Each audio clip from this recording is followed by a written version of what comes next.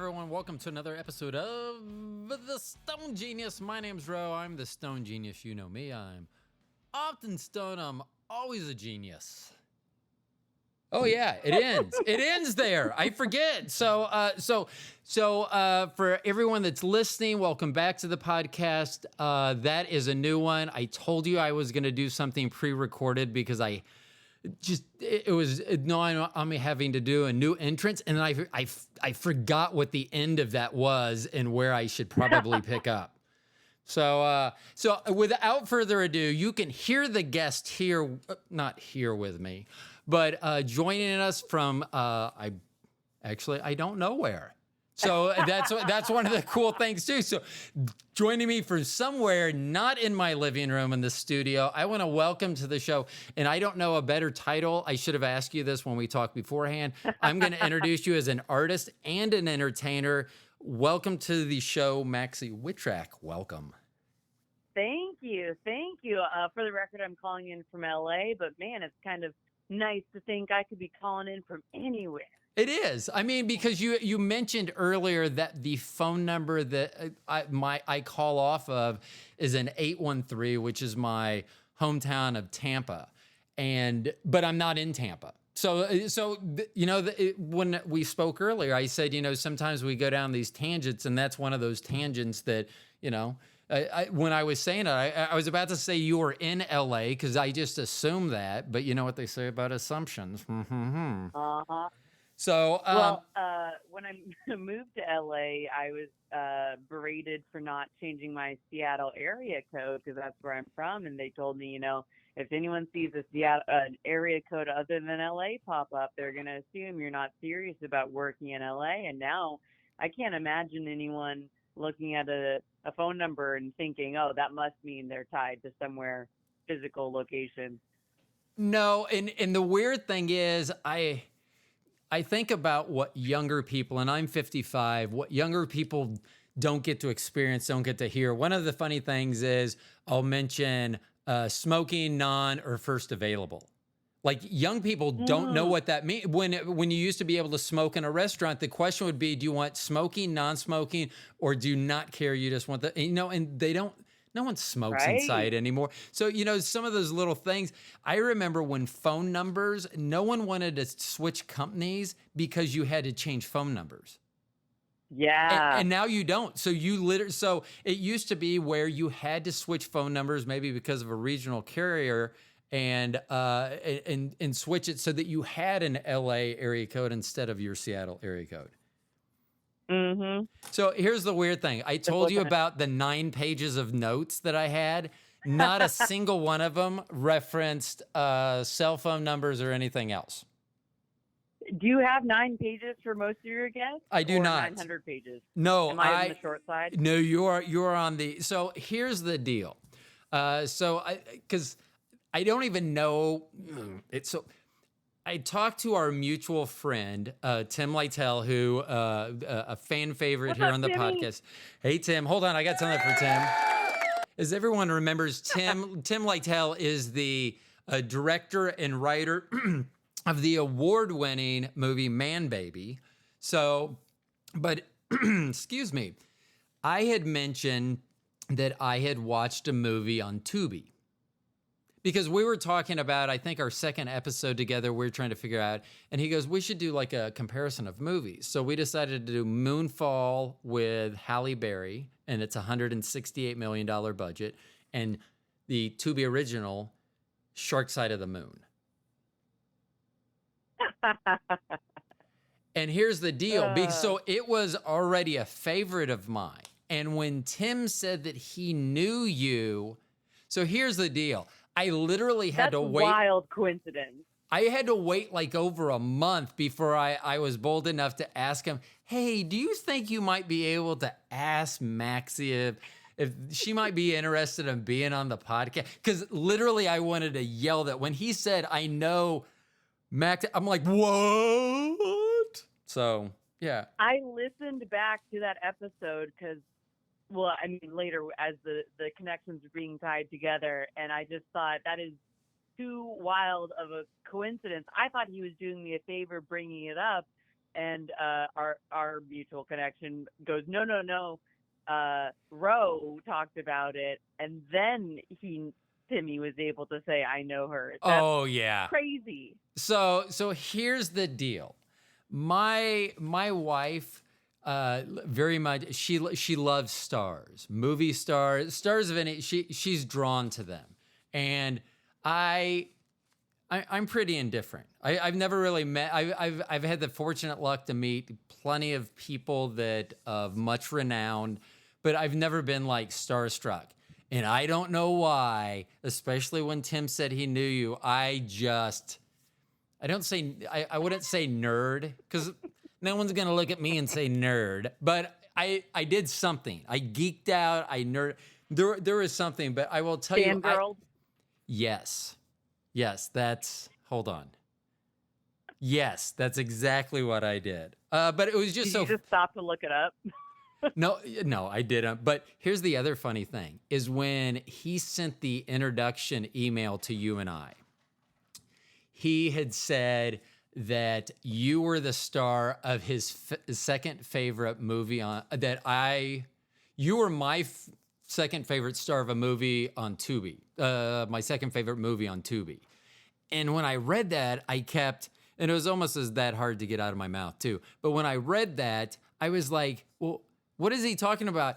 Shark Side of the Moon is my first and only favorite movie on TUBI. And then I'm like, oh yeah, Man Baby. Faux pas. Yeah. So it was like, well, different genres. So that's why I had separated the two. That's why I had done that. Now I want to circle back around. You originally said that you were from the Seattle area. Yes. And I know that it says that you are a former world-class equestrian. So being in the Midwest and spending all of my adult life in the Midwest, equestrian is called rodeo. And so I don't believe that's what. So what did you do, and at what age did you start doing equestrian? So I was probably 5 when I started riding, and then I was a teenager when we got competitive. I say we, my sister and I, we did 4-H for a long time and showed our personal favorite, love of our life horses, and had a ton of fun with it. And then our mom got us into more competitive horse showing, breed specific Arabians and Morgans, and that just was more money in the system overall. So it got us to more national and world places to compete, and we would go to Oklahoma. So your home of rodeo. Yes. We didn't do rodeo specifically, but we competed in different events. That it's weird. The horse world has so many disciplines. It's kind of like going to college. Like everyone's there, but you're majoring in something different. And that's so the rodeo. So I found some articles about you as an equestrian, and so when you walked away, why did you walk away from doing it? Was you got ready to go to college, or is that something you could still do in college, or were you just like, okay, I'm over this, I've done it long enough? As a deep dive. So I hope we're open to sharing whatever on this podcast. Oh yeah. You can stop me if I'm going too in the weeds. Okay, hold on. Oh, I have a sound for this. Okay, so I will say, just don't say anything illegal. So I will say that there was a guest at one point that may have mentioned something that was under the table, and I don't edit. Not because I can't edit, it's that I'm really lazy. I just figure that our best shot is the first shot, so who's going to edit? So just remember that if you, because let's just say, don't say anything that could get you in trouble. As deep as you want to go, there have been times where I've had guests sitting in front of me, and if my mouth could literally be on the floor, it would have been on the floor. So go ahead. I'm sorry. Hey, that's a great caveat, because usually I feel like the interviewers are egging me on to say something stupid that incriminates myself. Oh no, I don't want I do not want that in any way, shape, or form. And they said something and it was funny, and then I heard some stuff, and I was like, Oh, because I didn't even remember it until afterwards. Because I'll be honest, I'm doing the show. I'm not listening to the show. We have fans that Right. listen to the show. You're spinning a lot of dials if this is happening. Yes, exactly. So, but I did go back and I was like, oh, yeah, you probably should not have said that. Wow. So, that being said, the deep dive that you were just about to take. Yeah, with regard to horses, and it feels just so long ago. Honestly, part of the reason I keep horses in my persona and known is because I'm just hoping the day comes and someone casts me in a film or a show where I'm riding and goes, "Oh, she can ride. We know this." I walked. I had to walk away from the horses as I was college aged. It's a very expensive sport, and my mom was helping me was paying for it at the time, and it's something that I couldn't have paid for on my own, especially, leaving college, starting out as a hobby anyway. And I had considered going into training horses. I felt like I had a flair for that, but it is a tough business, and I'd always been kind of told not to do it, how hard it was without anything else to fall back on. And it was also kind of something I had grown up doing with my mom, and we parted ways in college. When I was in college, she was far done with college, obviously. So when she and I stopped talking, it actually was kind of a moment for me to find out what else I could do. And I've been into horses for so long. I wanted to explore what else I was good at and what else made me me, because I think my identity was horse girl for so long. Right. And so on your website, you still have one of your tabs is Pony Girl. Yeah. So, and we can get into that, but that is one reason I looked at that and went down that website. And now that we're almost 13 minutes into this, I'm going to ask the very first question I had written down, and I actually had put a big number 1 next to it and put an arrow next to it to make sure that I asked this question first. So once again, if there was editing involved, boom, I'd put this question at the beginning and no one would be the wiser. Are you a genius? No. So why would you think that? Well, so you went to John Hopkins, so which isn't that's not a school, that's not your local JUCO. So so you went to John Hopkins University, and then so and I've watched a lot of your stand up, and I think that your stand up is very intellectual. I think that I think that much of it takes some thought, and so like for me, I think sometimes I would get the jokes quicker than some of the other people. They would laugh, but I mean, but some of the jokes, because they needed to digest. Hold on, what was that punchline? So they would have to put that together. But that's what I found, and so that's why I was wondering. I was trying to put things together, and I was like, well, I see an intellectual approach to her delivery and her stand-up, and then she went to John Hopkins University, and I swear I saw somewhere that, and it could have been a joke, it could have been Train Traks. Oh my God, Train Traks. That is a note that's buried. Like I said, I had 9 pages. That note is so far gone. That was like 10 pages ago for you. I think you know more about my career than my dad does at this point.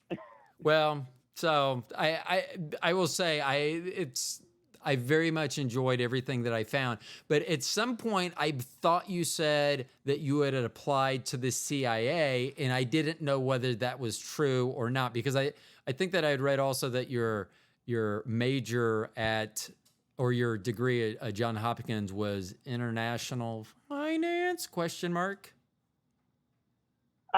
So totally true. I did apply to the CIA my freshman year of Johns Hopkins, and I majored in international relations. I thought my mom wanted me to be a diplomat, and had me studying Chinese, and I'd always wanted to learn Russian, stuff like that. And I love to travel, and this little part of me had seen Inglourious Bastards and thought Diane Kruger's role in the movie would be the coolest thing ever. I thought here's my chance, be an actress, be an international sensation, but secretly be a spy. And that would be my in to all of the biggest events and world leaders. And so I thought I could be an asset to the CIA by being this performer, actor on the outside, but secretly be working for them. So let me just get this straight. You're wanting me, a genius. I mean, I literally have a card in my wallet that says I'm a genius. So you want me to believe that you applied to the CIA and then they just dismissed your idea, but here you are kind of living that, aren't you? You're performing all over the world. It's a lot harder to be an actress on your own without the CIA propping you up. I thought they'd give me a little help. Well, see, that's exactly. If they gave you too much help, everyone would know now, wouldn't they?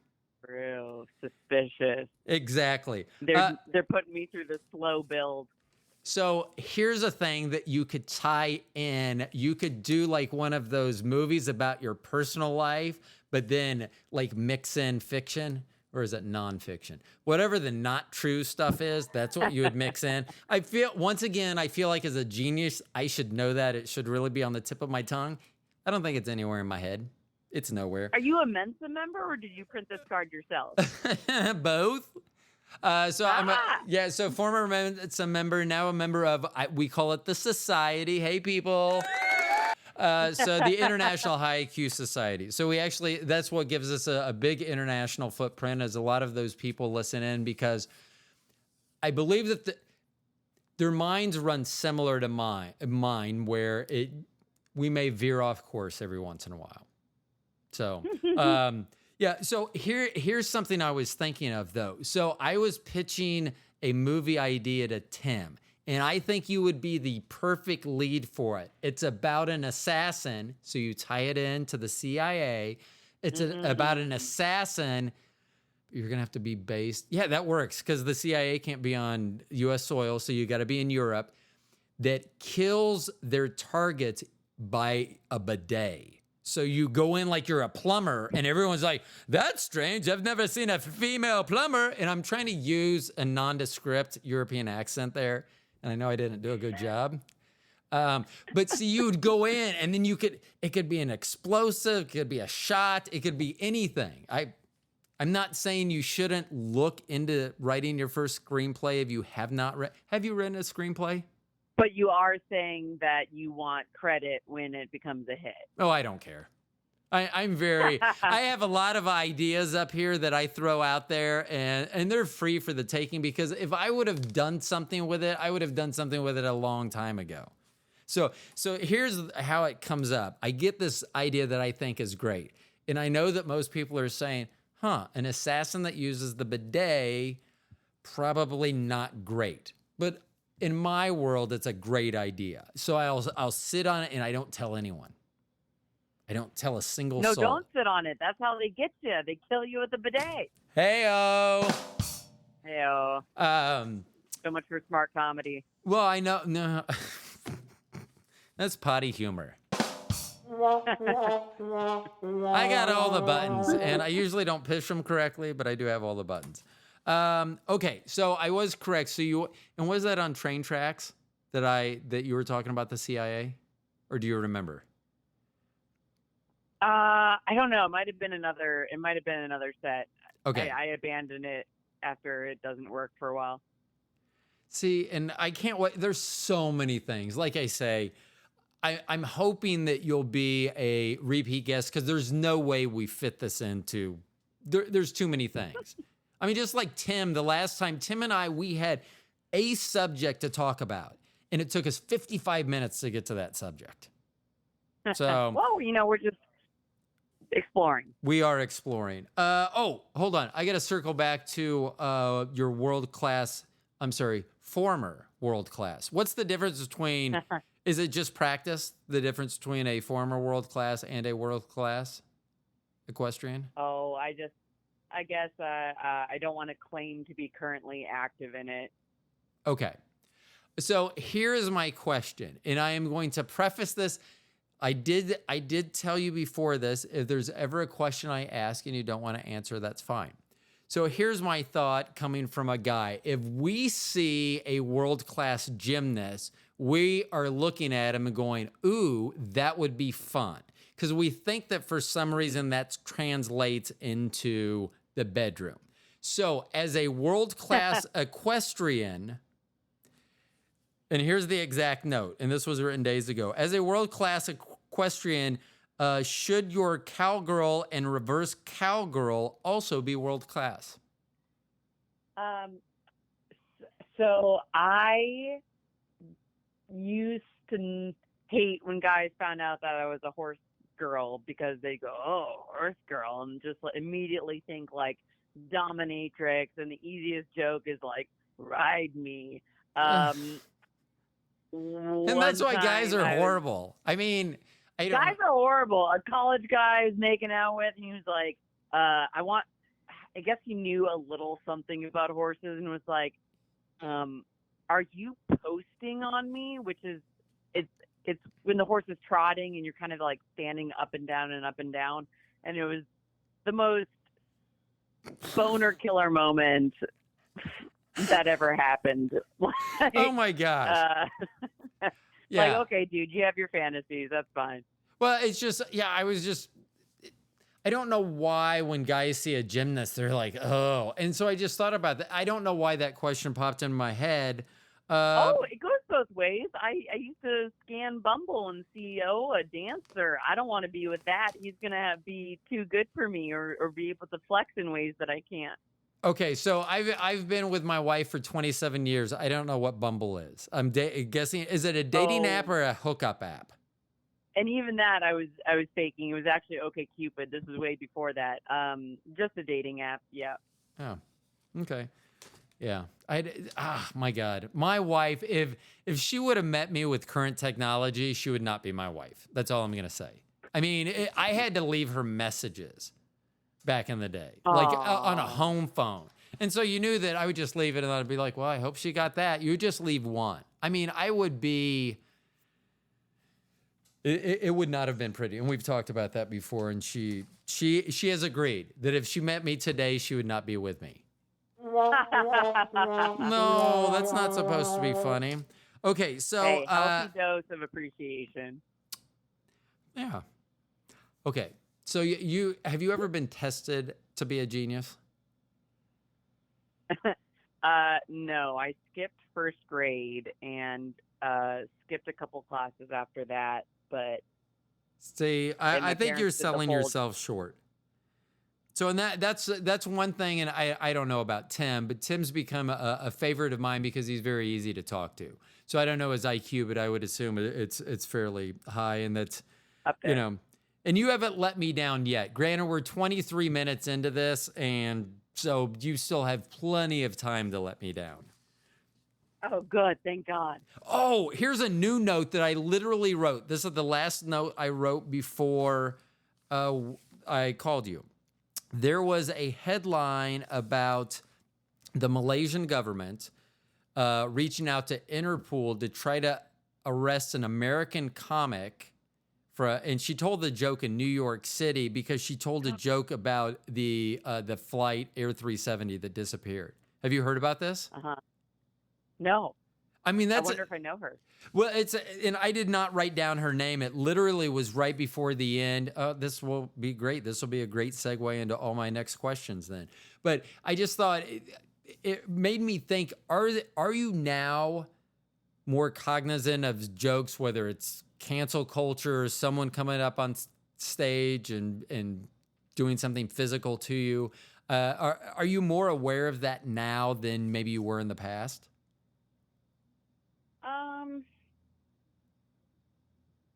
It's hard to say.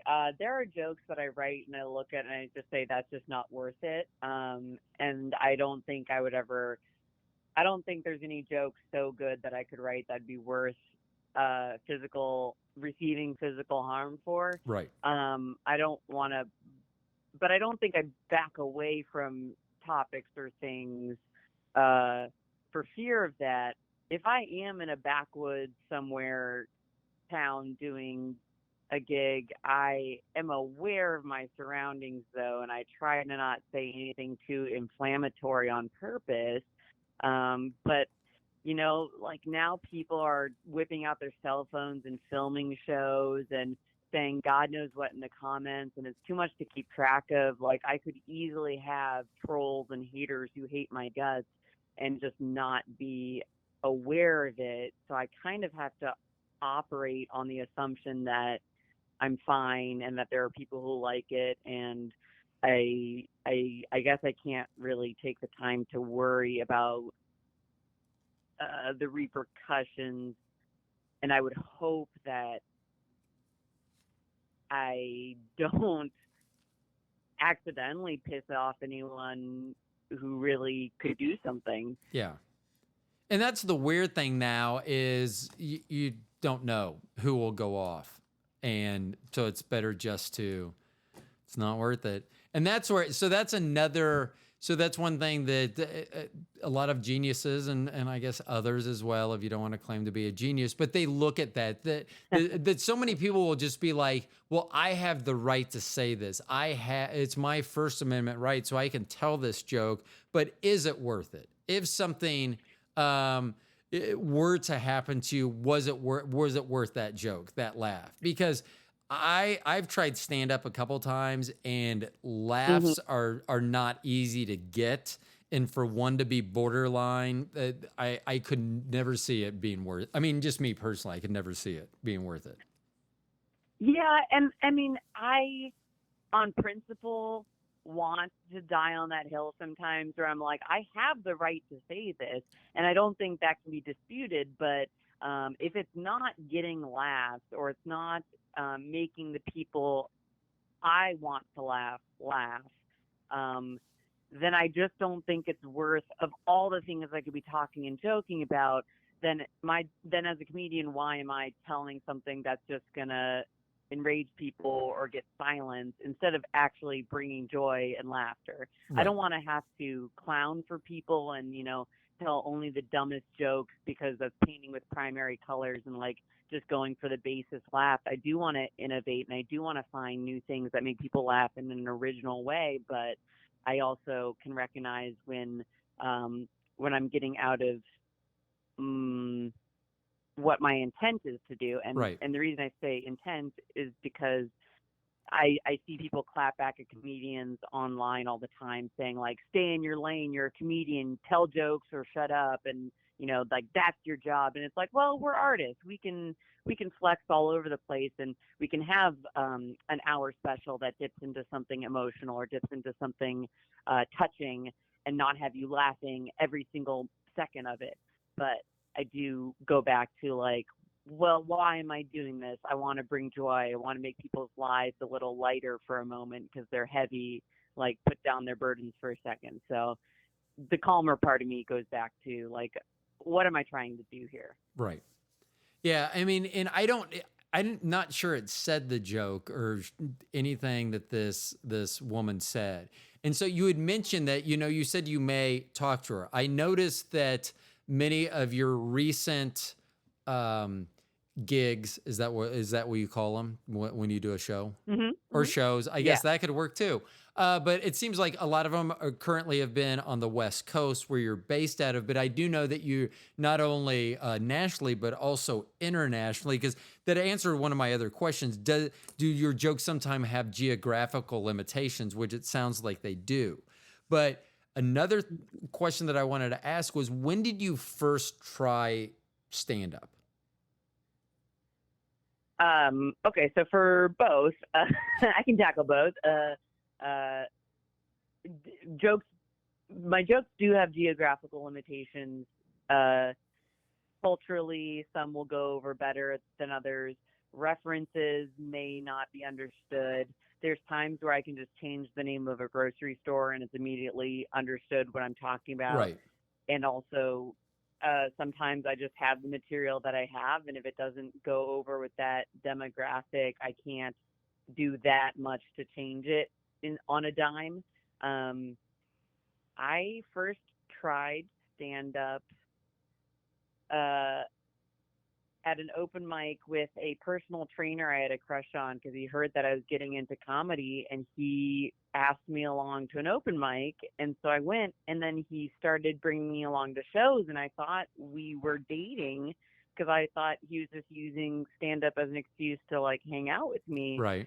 And then it turns out, as I learned, there's something called a bringer show where when you're new to stand up, as he was, you have to bring a certain number of people as audience members to be on the lineup. And I started realizing, oh my God, I'm one of his quota. Wow. So it was a bit of a letdown, but were you funnier than him? It got me. Not at first, definitely not. He worked really hard at it, but it was such that I could watch him and be like, I could do that. I mean, he's not doing that great. I could at least try that. So it got me, my toe in the water. Right. Yeah. And I was, so a few years ago, right before the pandemic hit, I did a couple open mic night here. The thing about me is I think I'm situated, like I would be better improv than I am because I'm better just reacting to situations, people, whatever's going on instantly. Because when I did the open mic nights, I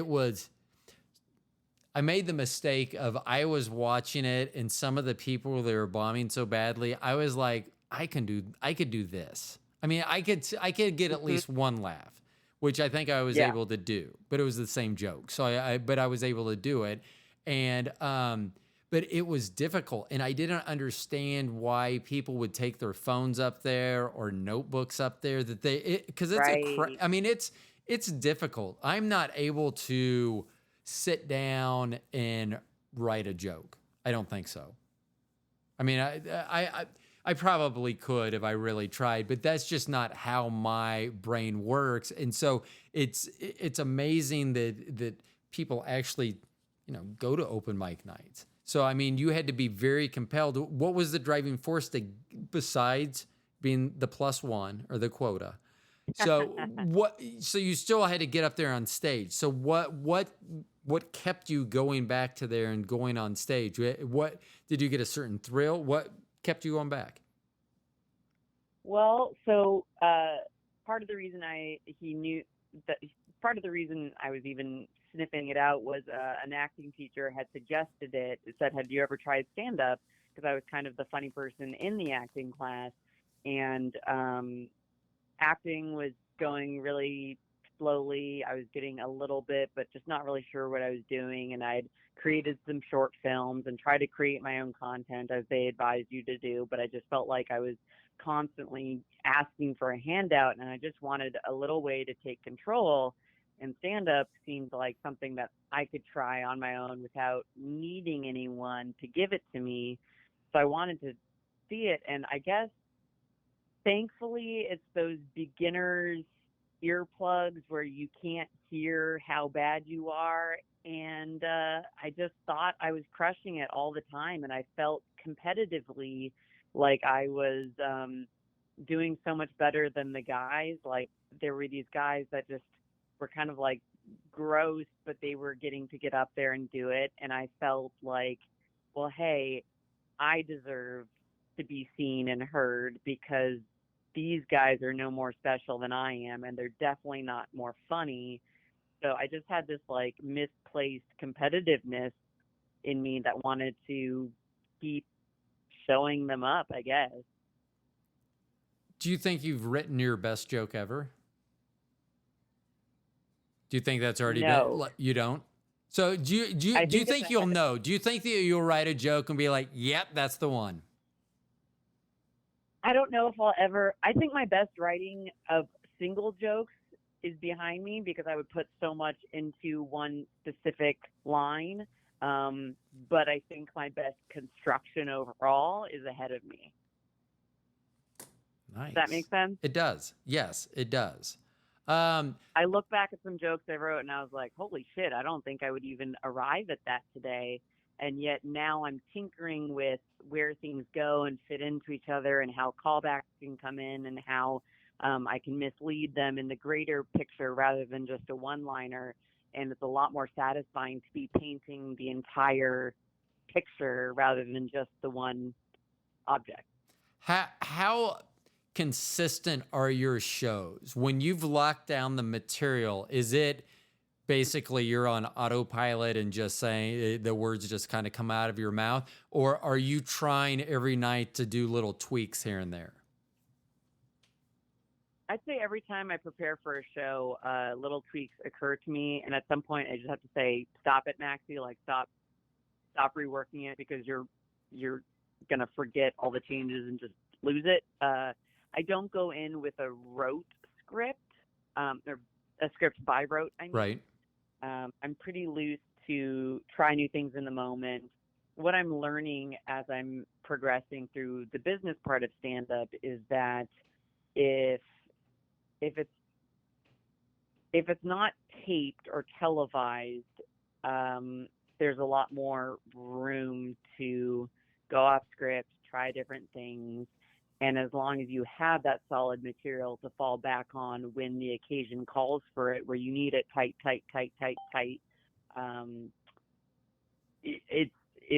it's more fun to just roll with what's in the moment and be open to changes and not be stuck in one thing. Because I think the room itself will also tell you where you need to go, and being flexible just helps you keep up with it. Right. Yeah.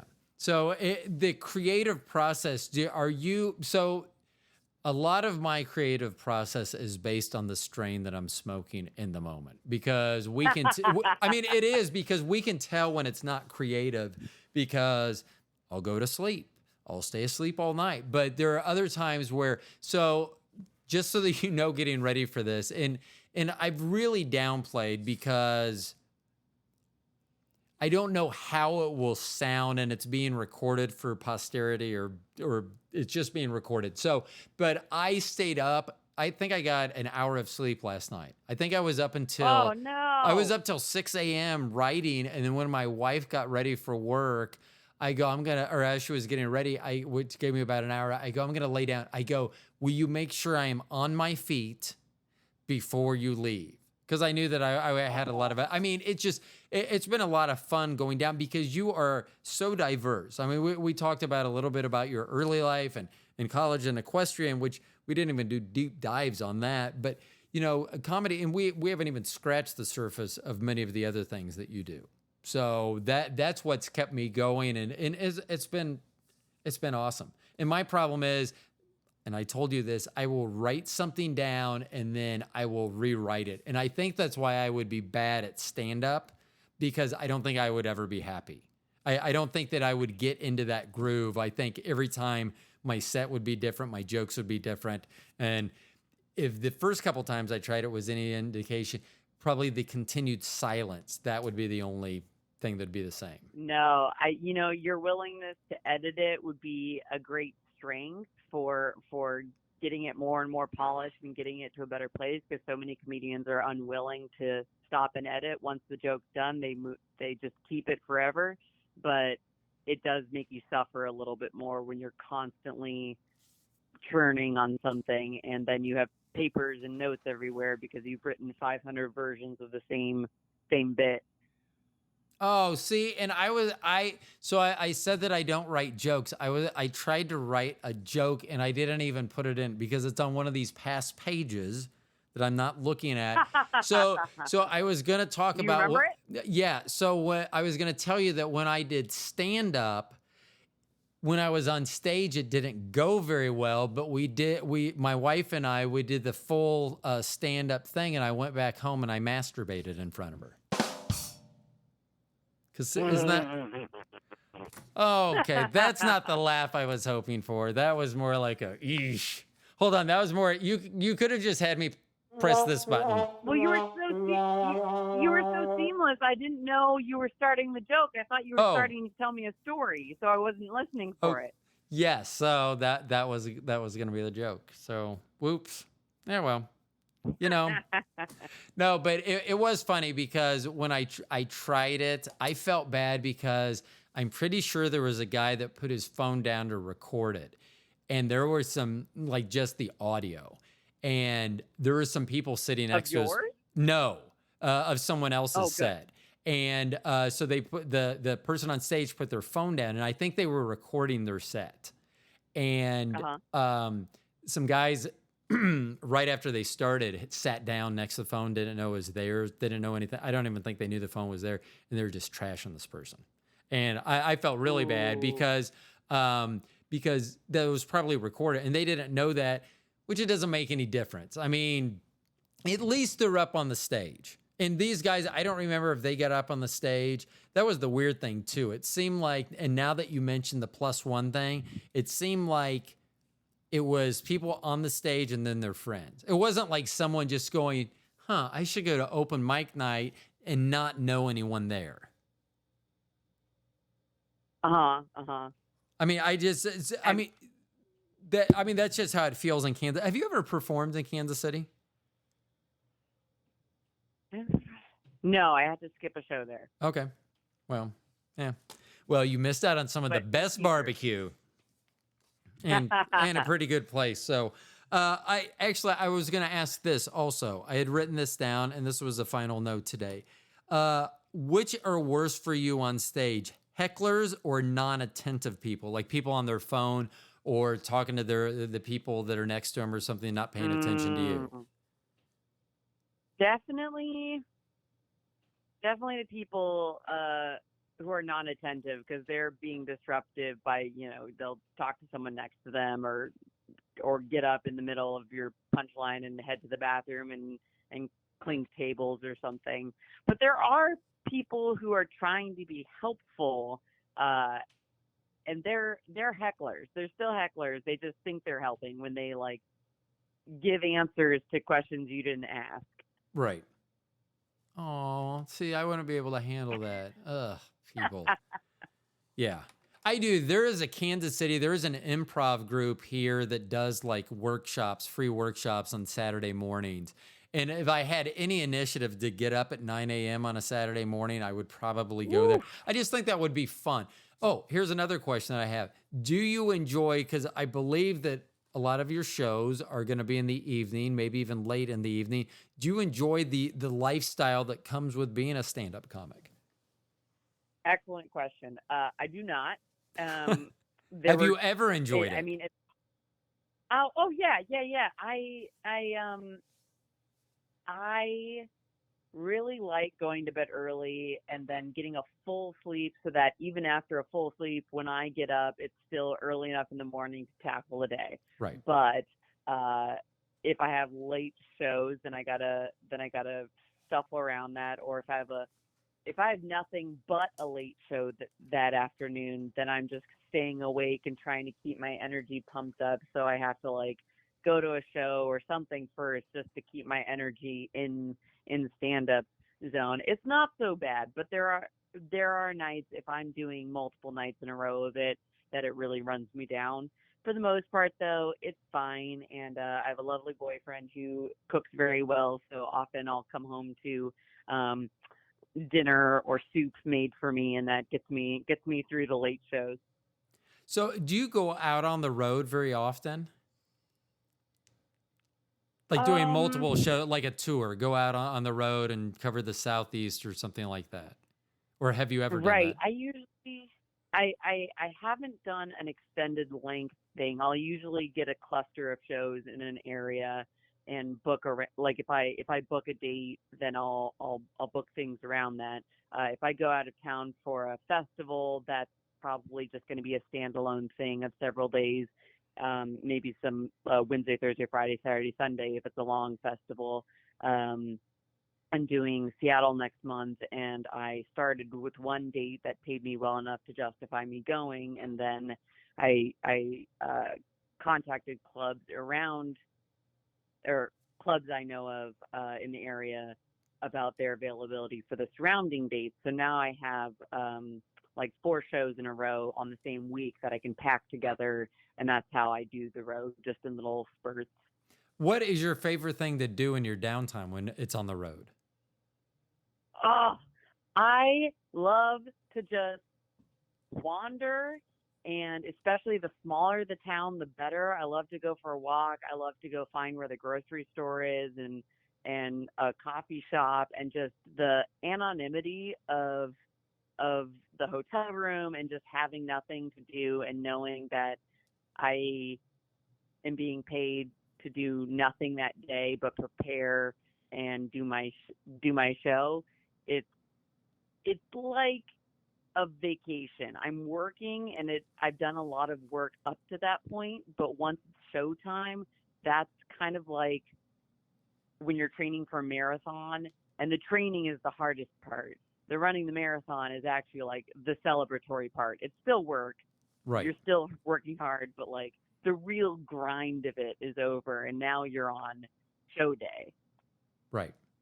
And I don't think that people that aren't used to talking and being in front of other people, there is, you do kind of get off's not the right term, but I mean, even, I used to be a trainer, and just how, like, when I would train, I could see it in someone's eyes when they would get something, it would click, and that would be my feedback. Just like as you in comedy, you would get that from the laughter, the response from the audience.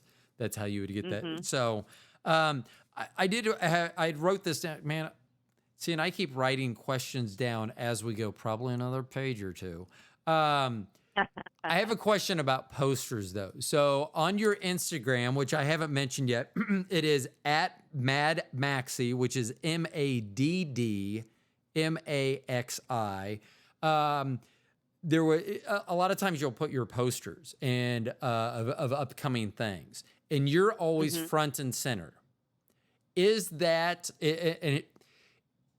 is that for each comedian for their social media? Like if someone else, I don't know, another comedian that's doing the same exact show, would they have a poster that would have them front and center, or are you just that amazing that you're always front and Right. center?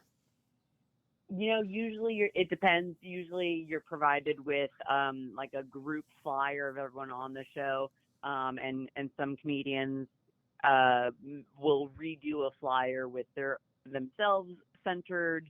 Um, uh, it depends how invested the show is in creating promotional materials. Sometimes they'll make it for you if it's like a festival, but for the most part, the flyers that are posted, if someone is front and center, they might have made it themselves just to feature themselves more prominently. Well, you should be featured prominently in each one of those as well. Let's see. So here's a question that I have, because I was trying to calculate this before I even called you today. So I've done about 300 total podcasts. Between this, I do one with my wife as well. Woo! And so we've done about 300 episodes together just over that. And there are times that I still get nervous, even times when I'm doing a solo show and I don't have a guest and I don't really even have a main topic. I may have an outline, and that's what I'm going to. I still get nervous. Do you get nervous before shows, or would they certain events that you get nervous at?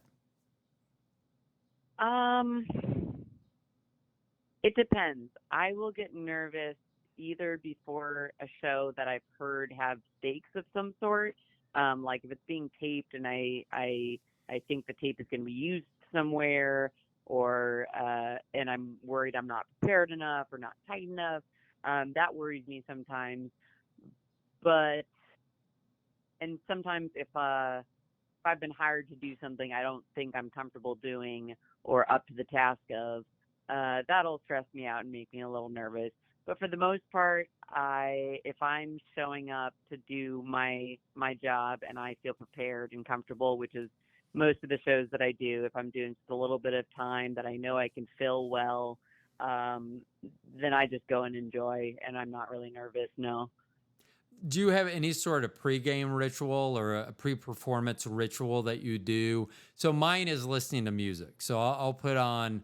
It's generally Megan Thee Stallion, Nicki Minaj, some flavor like that, Cupcake, and I'll dance for probably a good 15 to 20 minutes. And I always tell my wife it's just to get nervous energy out. I'm not sure if that's true, but Uh I've just gotten so used to doing it. It's something I do before every episode. Is there something that you do prior to your performances?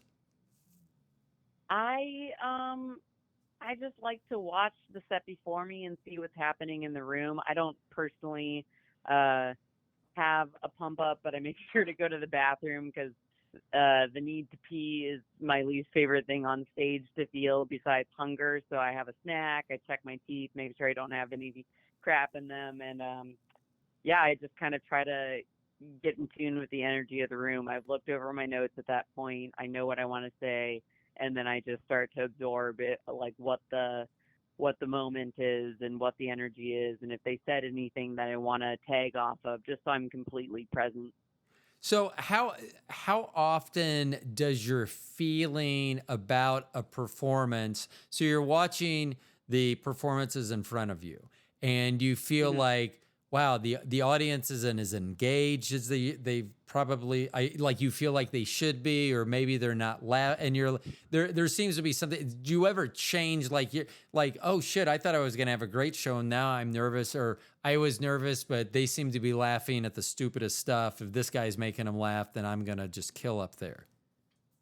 Oh, sure. Those moments happen all the time where, like if I'm watching the audience for several comics in a row be ice cold, then I'm not that surprised when I get up there and it doesn't really throw me. And I just know, like, oh, they're a quiet audience, or, Right. oh, they've kind of had a problem with everything tonight. But there is a big um, on your feet editing thing that has to happen where if the crowd is hot and I get up and then suddenly silence or something seems way off, and you're kind of having to diagnose um, immediately what's happening, how to navigate it, because you can't always hear perfectly well what's going on in the room. You might have missed something that you can't see, and so you're only going off of the information being fed to you in that split second, and it's hard to decide what to do sometimes, because you can fire back at a heckler or you can ignore them, and see if it resolves itself.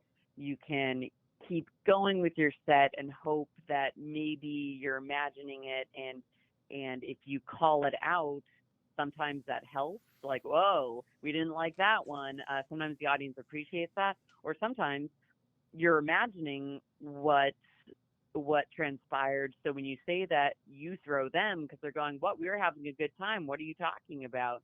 So it's difficult to read what's happening in the moment, but Have you yeah, ever so to made answer your have you question, ever yes, it made up a happens. joke on the spot, like just in the middle, even if it was something that led up to you going on stage? Have you ever just said something that was in joke form, got a great return on that, and said, I have a new joke?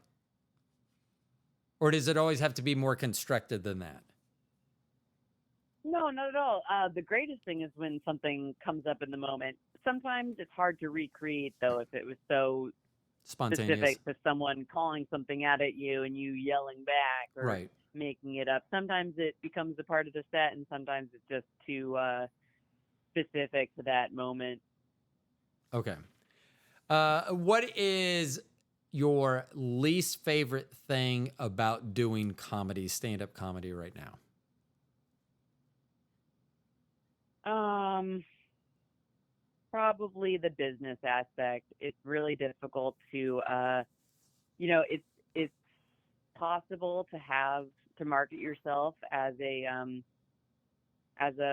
show, as an act, and get booked and paid for your work and time, but it's difficult to also be promoting yourself and making your materials look as sharp as everyone else, um, because most of us aren't full time, and even if we are full time, trying to also be a marketing genius on top of being good at the comedy is very difficult. And it's not like we have disposable income laying around to always hire someone to clip out our clips for us, or run the Facebook ads, or optimize the Google search, things Right. like that. If you have a big team helping you, helps you look even more professional. But it's just one of those Well, and that's one of one. those realities of running your own business. It is, and that's one of the things that I am so deficient at. In fact, the recent episode with Tim, it was funny because I record some shows and I'll put them out the next day. some shows I will record and they won't come out for a week or more. And on those shows, it's very hard for me to get back into I need to post social media for this, because I've already loaded it to be released on a certain day. And so on the last time with Tim, he had actually posted our episode on his Instagram account, and it was one of those, oh shit. And so I had to follow that up with, yes, there is a new episode. You're correct, Tim. So yeah. So I mean, it's hard for me, and that's, I feel bad because I always say, for this to be the perfect job for me, someone just needs to tell me who I'm talking with and when to show up. I can take care of that other stuff. It's the reaching out. I am very grateful with you. It was a very smooth process, our back and forth. There are some times where, I'll send an email in the morning and I don't get a response till late that same evening. So then I respond and it just delays the process. And those are not my fortes. None of those are. Those are frustrations to me. So I totally understand that business aspect. What's your most, not being on stage, what is the most exciting part of stand-up for you right now? And not the being on stage stuff. Not being on stage. I guess.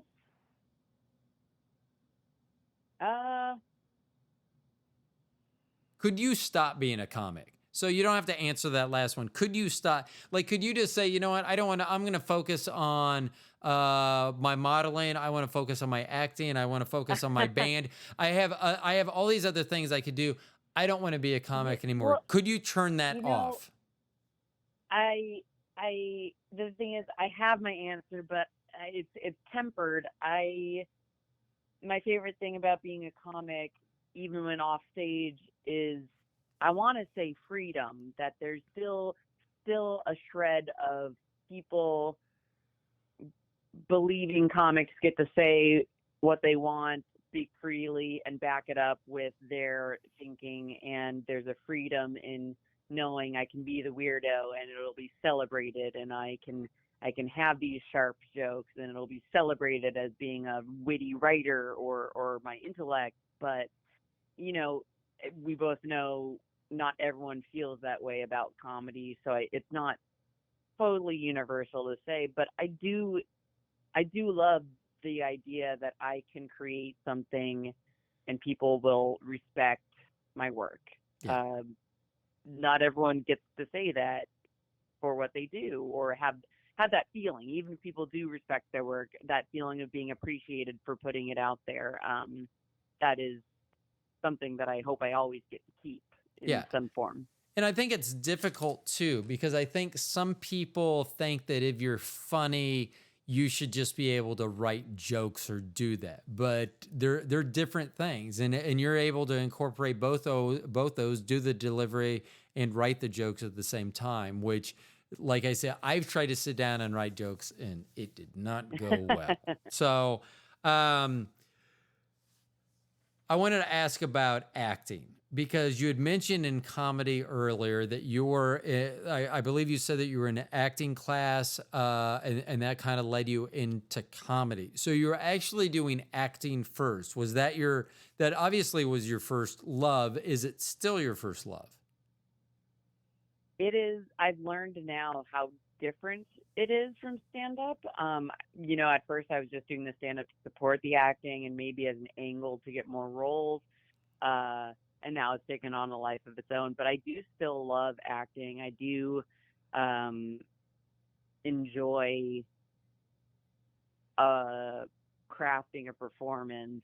But I've also seen enough of how the sausage is made to not be fooled now into thinking that all acting is important acting, or that all acting is a gift to humanity. Sometimes it's just saying the lines and getting the job done and having the right look. Oh, okay. My God. I don't even think this made it into my notes. And this was one of the first questions I had when I watched Shark Side of the Moon. And I'm telling you, for the people that haven't watched Shark Side of the Moon, please watch it. It is so good. We got there. So, we got there. so here's another note so I'm going all the way back to when we were talking about equestrian. Hold on, I got something for that. Okay, so I had written down shark side with horses. You were talking about how I think you said that you wanted to be something where you're riding a horse where you could incorporate that. And I wrote down that you should have just asked that for Shark Side of the Moon. If they would have been, no, that's crazy. And you would be like, I'm sorry, the title of this movie is Shark Side of the Moon.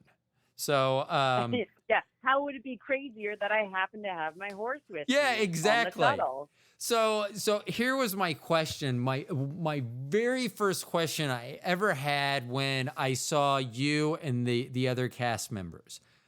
You all were wearing headsets that look surprisingly a lot like AirPods. So my question is twofold. A, were those AirPods? And B, if they were AirPods, was that a requirement for you to land the role?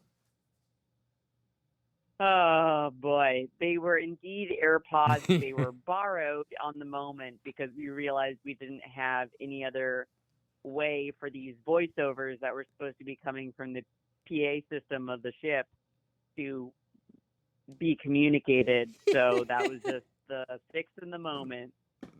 So yes, that was one of the first questions I said to my wife when I watched that movie. I'm like, I bet they had to have them, show them. Yes, I have them. Like on your audition, it's like, so you do your performance. So that was great. Now, did you bring the AirPods? Great, and that's a generation right. 3 or newer. Perfect. AirPods. Yeah. Those are AirPod Pros. I'm sorry. No. What do you think this is? Moonfall? That is a great catch.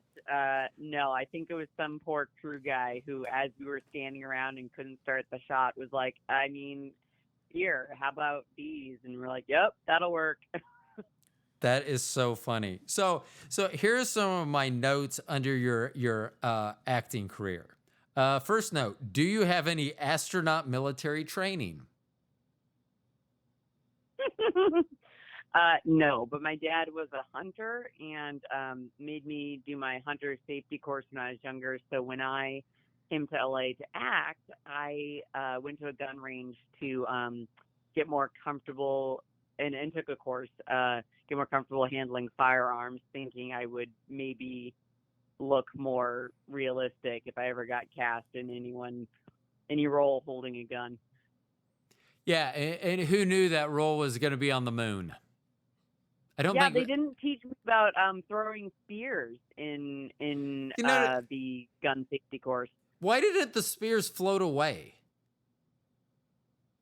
Like anti-gravity? Oh, why didn't they? Yeah, like when they threw them, shouldn't they have just kept going up, and just taken off, and everyone would be like, "Damn it!" I mean, because that's what I was thinking with the bullets. You try to shoot on the moon. I know. I'm going to tell you the same thing we said to each other every time a logistical question came up. There are sharks on the moon. And that's the other thing, too. So I'm wondering, like, how... So one of the other actors was just when the first shark was killed, he said, there's sharks on the moon. Just like, basically like, I mean... He was questioning why they were there, but it seemed like it wasn't as far-fetched as it should have been for him. It seemed like that was fairly easy jump for him. To recognize that as a shark? Yes. Oh my God, I have to find the note I wrote. So I do have some. So I fear that you've been typecast though. And I don't want to give too much away with Doomsday Meteor. Yeah, I bought it. I did. What am I typecast as? Well, I fear that you're typecast like as a Space Force captain or crew member. I feel like that you're getting pigeonholed in that, and I don't want to see that. You could be like a mechanic. Or maybe like, I don't know, one of the other people that does something elsewhere, not in the cockpit. I mean, I'll take it. I get to be strong and in charge. I'm just kidding. Let's see. I did. Here's a note. I was really stoned when I wrote this note. Sweet. Could your acting translate into fighting hybrid creatures? Oh, so I wouldn't be typecast as person who fights hybrid creatures? Yeah. Well, I mean, if you're going to be typecast, you might as well, if they really show up. So I don't want to ruin let's say that the hybrid sharks are here on Earth, not on the moon. If that happened, do you think that your acting, did you do enough? Because I've watched the videos of Keanu Reeves training for the John Wick movies on a gun range. Mm-hmm. So I feel safe. If shit goes down and Keanu's around and there's a gun, I'll just get behind him. That's what I'll do. So my question is, if there are hybrid sharks, do I get behind you? I think if there happened to be a sequel or anything where we were Is that in the talks? land-based- Oh, is that in the discussions? Oh, please tell me it is. Oh God, I would not be the first to find out. I'd probably get a phone call the day before saying, "Hey, by the way, we're gonna do this." So did you have that in your contract so that if there's any sequels, you have to be in it? No, but Oh. it was not much of a contract. The company that makes these movies works very what's the word when you don't have a lot of excess fluff? They're just streamlined? Streamlined. Yes. Yes. So, they could replace me in a heartbeat with a girl with my haircut and people would buy that it's the same girl. Oh, I wouldn't buy that. You made that movies. I mean, okay, first of all, and it's only because there's CGI, but you are a close second. So it was the sharks and then you, and then everything else was a distant third. So Sharks are pretty great. So I do want to ask this though, and this is from Doomsday Meteor, which I will tell you, if I was a little bit more high, I may have confused with Armageddon. No, I wonder if that was all along. So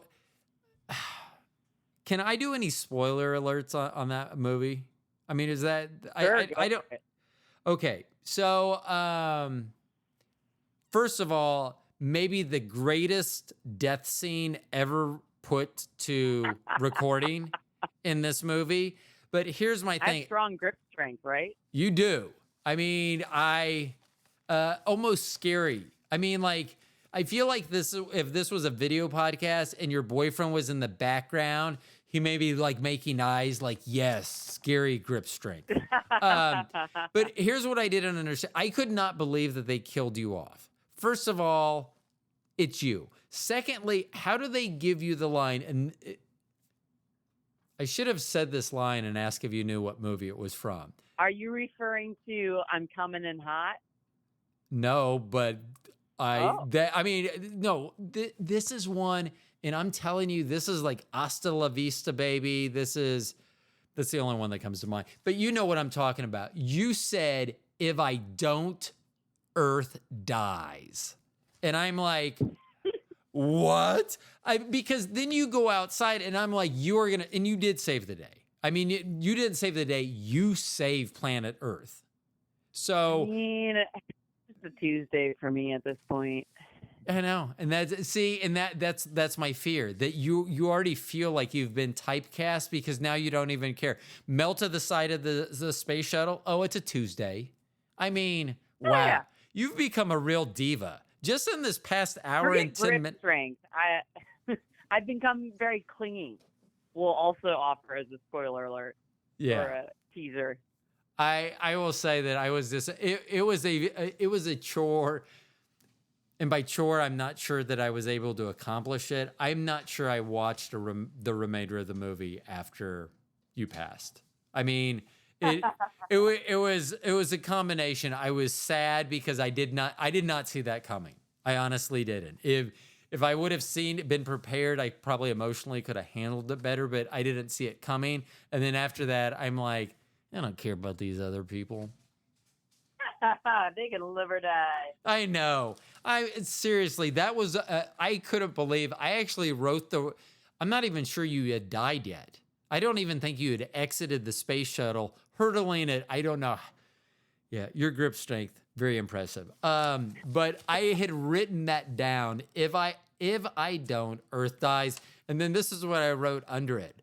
WHAAAAT question mark. Just if That's right if I reaction, don't, yeah. Earth dies, and I'm just like, what? Oh, and then you I mean, died. can I be any simpler with the facts? I know, and I'm glad that you went out there. I wish like I had the Star Spangled Banner or something to play because I really think that would be appropriate right now. But all I have is this. My Sort, new sort. American anthem. Yeah, sort of close. So, my neighbors actually think I'm very weird during hockey season when my Lightning play a Canadian team. I love to belt out the Canadian national anthem. I sing the American national anthem too, but I belt out. And I'm not Canadian. I've been to Canada a couple times, but I love that song. And you know what? Rolling. None of my notes for you, none of these 10 pages of notes reference the Canadian national anthem either. We find ourselves in strange places. We do. Let's see. So, do you have any upcoming? I'm going to ask about Train Traks real quick.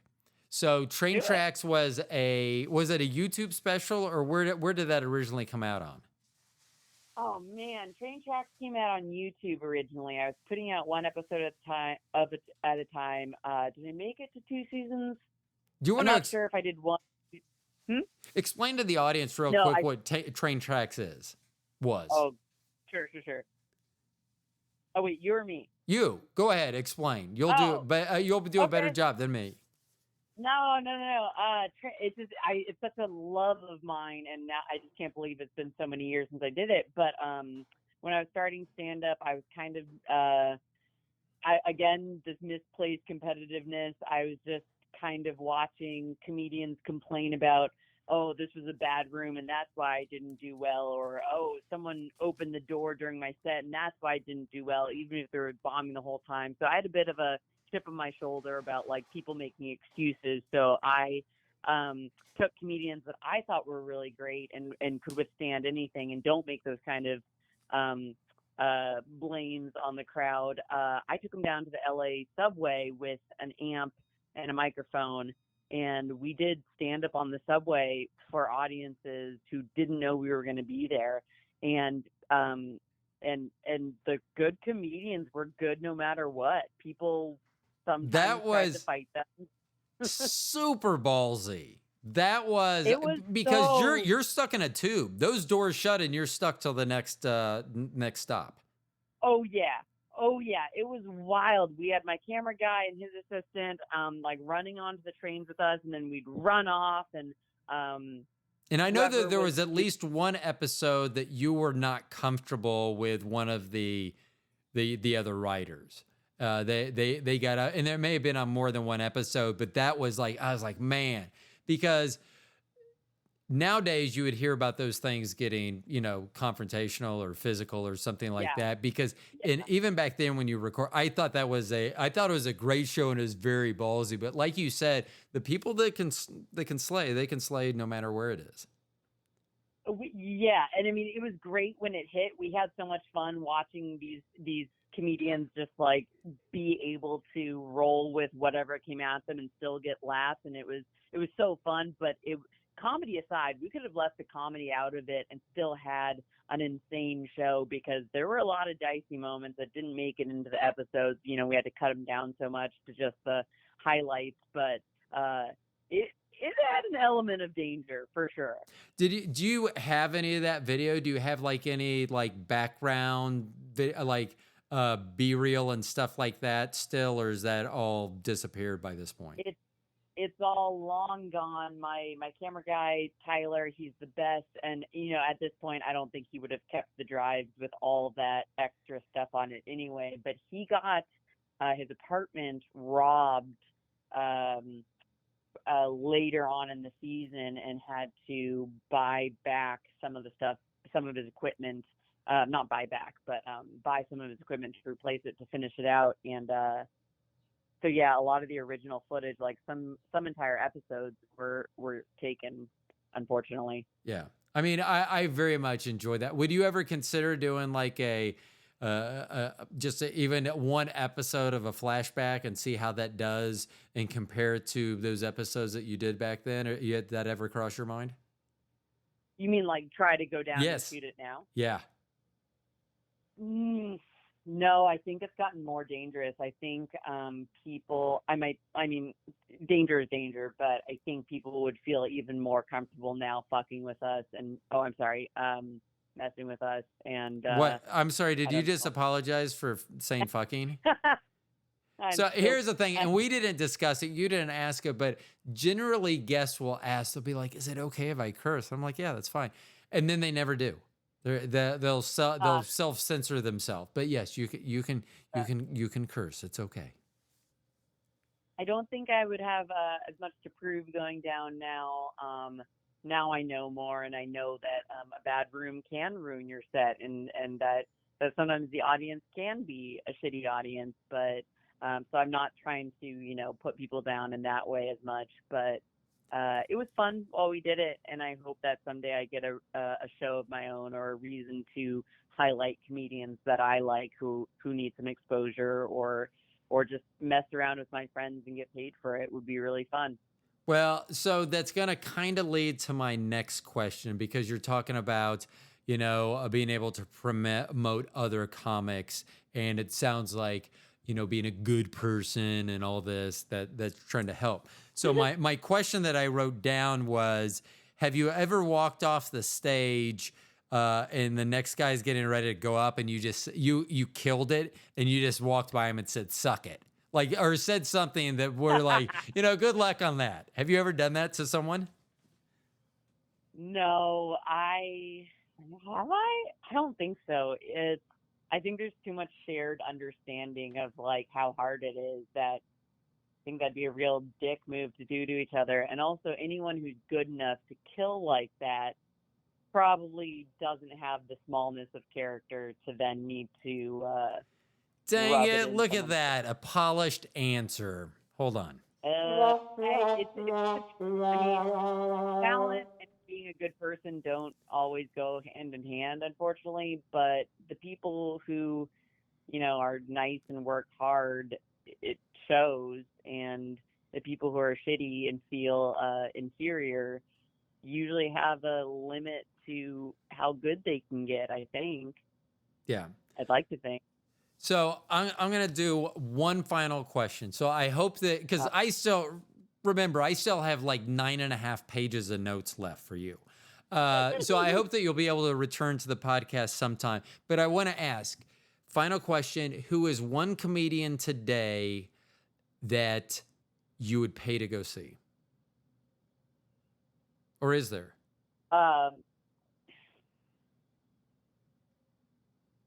I would pay to go see my buddy Drew Landry. Drew Landry. I'm guessing you haven't heard of him. I haven't, but I will look them up. He, when you look him up, there'll be a special. It's gonna kill me that I shout him out and then fuck it up. I believe it's All My Friends Are Dead, but it's a special as a tribute to friends of his who passed, but he makes it so funny, and he's one of my favorite both performers and writers. That combination that gets me every time, and the rhythm of his writing has such a unique ring to it that sometimes I'll catch myself writing a joke in the same rhythm and be like, "Oh, I wrote a Drew joke." So damn it! See, now you lead to another. Now, okay, so Drew Landry. So I will look him up. The audience will look him up as well too. So I want to look into that. But so, and now I already forgot it, which is good because I said last question. The question about Drew, I had another question, but that's what I get for not writing it down. Of the joke? Well, oh no, that was going to be it. It was going to be, have you ever written a joke for someone else? I mean, have you ever said, I have a joke, this is funny, it wouldn't be funny either coming for me, deliver, whatever, or this is just a Drew Landry joke, here you go, Drew, slay with this. Have you ever written for other people? I've offered thoughts when it was solicited. I teach a level 1 stand-up course, so I do offer jokes all the time to people that I think would fit them. But the one time I expressly sat down and wrote a set for someone, it was as an exercise in a stand-up class, and we had to give our sets that we had written to that person to perform and try to write in their voice. And this girl just butchered it so badly and like hadn't even read it before she got up to do it. And I was just like so angry at all my hard work thrown away, and that she like didn't even understand the jokes or read them right, that I just was like, I'm never doing this much work for anyone besides myself again. Right. Yeah, I understand that. Okay, so there is so much that you and I didn't even get to talk about and that everyone else didn't get to listen, but it's a great chance that between now and the next time if you come back so that people can go out and see some of these movies that we've talked about. And Train Traks. I highly recommend going out and watching some episodes out on YouTube because I thought I would love that to be revived with your followers checking it out. Yeah, I mean, I thought that was, I really enjoyed that because I also thought it was different too because at one point in my career, I was in risk management. And as you guys are going in there, I'm like, no, that is not a good decision. That is not a good decision at all. So No. yeah. So, but it was great. I very much enjoyed that as well. So, Maxi, thank you so much for being on the podcast.